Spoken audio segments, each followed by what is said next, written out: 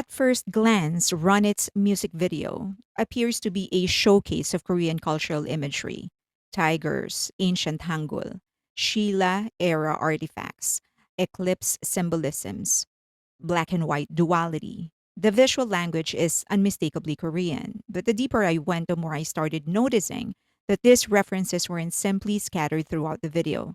They seemed to converge toward a particular moment in Korean history, a moment that helped shape the Korean peninsula, specifically the story of the martyrdom of Gwanchang, a young Hwarang warrior whose death during the Battle of Wangsanbol became one of the defining legends of the Shilla kingdom. But let's start with a symbol that appears almost immediately: the tiger, or in native Korean, the bomb. Stray Kids was always heavy in yin yang symbolism. Official pop up store included yin yang bracelets, fan and analysts noted mirrors, racing motifs, and explicit balance or opposites themes in the visuals and lore. However, the red and blue circle in the Korean flag, called the tegok, is actually inspired by the yin yang. Of course, it has evolved through time, but that literally means supreme ultimate.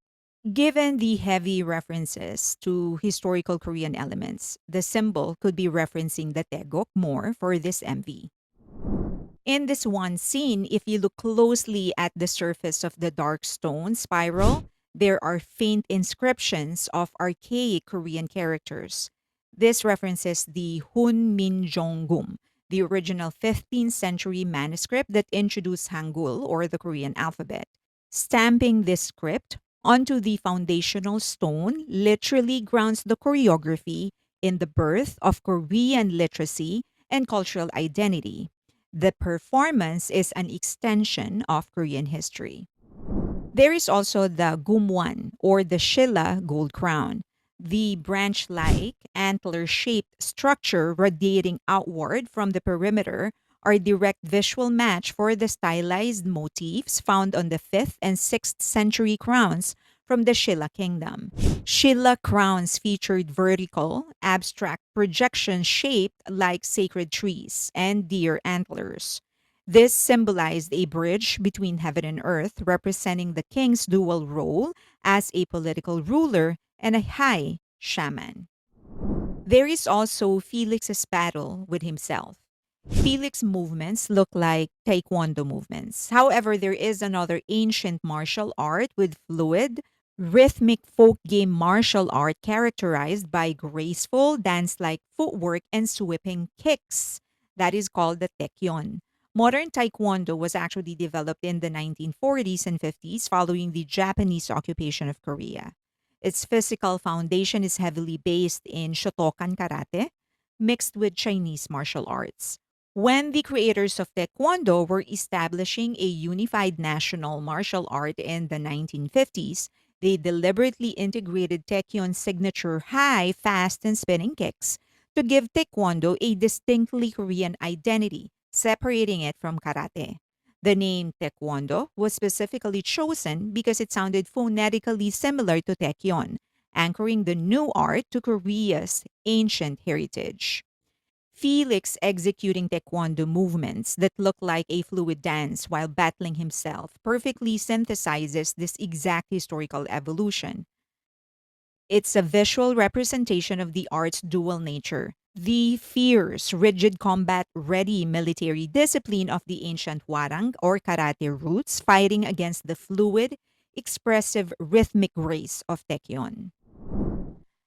The painting on the floor with their hands heavily mimics traditional Korean shamanic cleansing gestures and specialized regional folk dance aesthetics.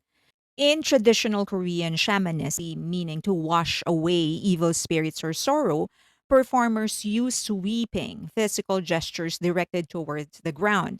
Rather than dancing strictly upright, usually common in the West, performers drop their center of gravity close to the earth and use flat palms or white silk scarves to figuratively sweep away bad luck, accumulated negative energy, or generational trauma or hand from the floor. By incorporating this ground sweeping gesture, the choreography acts like a stylized ritual to clear the space or canvas for a new era. This could also mimic the soye, or the traditional calligraphy brushstrokes. The fluid, heavy dragging of hands across the floor mirrors the physical discipline of Korean choreography, or soye. In historical Korean art, writing characters on a flat surface was considered a martial and spiritual practice that engaged the entire body, not just the wrist. Dragging the hands along the floor visually mimics an ink brush saturated with black ink, carving out the very historic Hangul characters seen etched into the stage floor beneath them. There are many other elements taken from the Shilla dynasty. There's the Sokguram grotto. The circular arrangement of stone carved Buddha figures strongly evokes the architectural layout of the Sokguram grotto, an 18th century UNESCO World Heritage Site in Gyeongju, South Korea. Sokguram features a massive central stone Buddha surrounded by a circular chamber of relief carvings and smaller deities on the walls. This also looks like where Chang Bin was standing in the beginning of the music video. There's also the Goguryeo tomb mural. The central emblem is called the Yonmu, or the black tortoise. The creature at the exact center, a tortoise intertwined with a serpent, is the Yonmu, one of the four guardian deities or sashin in ancient Korean mythology. Yonmu explicitly represents the north, the season of winter, and the color black. The outer band features dynamic carvings of mounted archers chasing tigers or bomb and the deer. This is a direct replica of the famous hunting scene Suryopdo from the 5th century Muyongchong, or the Tomb of the Dance of the Three Kingdoms. Stray Kids could be playing the warang. The literal translation of the warang is flower knights or flower boys. They were aristocratic youths renowned for their physical beauty, fine clothing, and cosmetics. They utilized the soft aesthetics to project status and spiritual purity, which contrasted sharply with their legendary, brutal martial prowess. They were elite, highly trained military combats who fought and died on actual blood soaked battlefields. The Warang practiced Warang Do, a martial art heavily anchored in mountain shamanism. In ancient Korean lore, the mountain god's messenger is the Siberian tiger, or the Bom. Warang warriors routinely trained in the wilderness to internalize the tiger's raw, ferocious hunting instincts, blending spiritual purity with predatory violence. The intersection of Shela, the Warang, and the contrast of black and white, the concept of the white clad people, played a definitive role in Korea's most foundational military era, the Unification Wars of the Three Kingdoms, which happened in the 7th century CE, culminating in the legendary Battle of Wang San Bol in 660 CE. And that leads us to the crucial climax. The intersection of identity and warfare crystallized when Shilla fought its rival kingdom, the Baekje, for total control of the Korean peninsula. Shilla had a massive army of 50,000, but they were repeatedly repelled and demoralized by a desperate death band of 5,000 elite Baekje soldiers led by General Gebek. Now, to break the stalemate, a young Shilawarang named Guan Chang charged the enemy line entirely alone.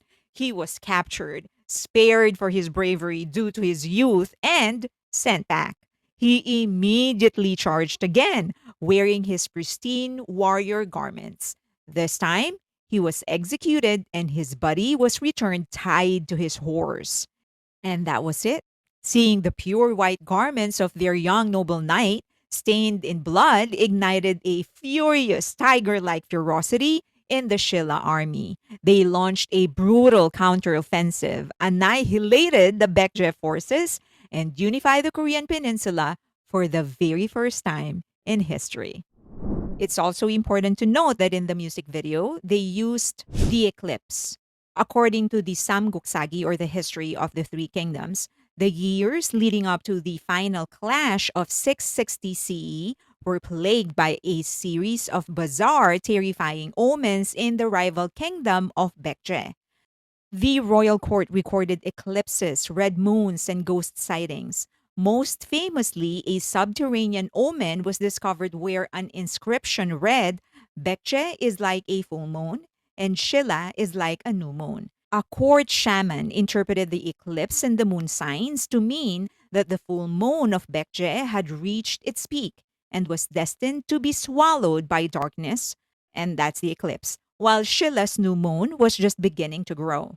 That destroyed Bekje's morale right before Shilla and Tang China launched their joint invasion. By using an eclipse alongside Shilla artifacts and Yonmo, Stray Kids leans into the exact 660 CE cosmology. The eclipse represents the ultimate transition of power, the moment darkness swallows the old world, so a completely new empire or musical dimension or direction can emerge from